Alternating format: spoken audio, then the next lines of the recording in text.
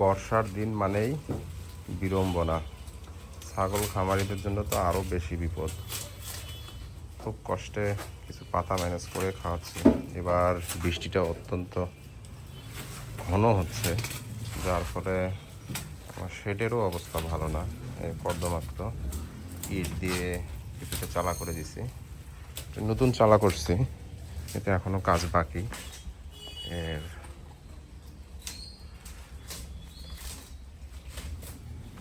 বারান্দাটা দিছি হলো এই বৃষ্টির জন্য, কিন্তু মিস্ত্রি আসলে ধোকা দিচ্ছে। মেঝেটা করার জন্য কথা আছে, কিন্তু আসতেছে না কয়েকদিন থেকে। এর মাঝেই তো টানা বৃষ্টি চলছে। বৃষ্টির মধ্যে আসলে ছাগলের খাবার ঘাস দেওয়াটা যেমন কষ্ট, ঘাস সংগ্রহ করা বা ঘাস খাওয়াটা একটু রিস্কি। তো সেজন্য আমি এই বৃষ্টির সময় সব থেকে বেশি চেষ্টা করি বাসার যে ফলজ গাছগুলো আছে, যেমন আমাদের বাসায় কাঁঠালের গাছ আছে এবং লিচু আছে। আমার ছাগলগুলো মেহগনির পাতাও ভালো খায়। এগুলো দিয়েই আসলে এদেরকে, আর বিকেলে তো আমি দানাদারের সাথে খড় দিই, তো সেটা সারাদিন এরা এই পাতা খাবে।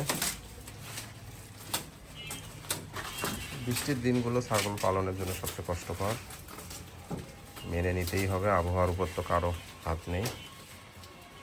অনেক দিন পর ভিডিও দিচ্ছি, সকলে দোয়া করবেন যেন এই বর্ষাকালটা কোনো রকম ঝামেলা ছাড়াই আমরা কাটিয়ে উঠতে পারি। সকলকে ধন্যবাদ। আসসালামু আলাইকুম।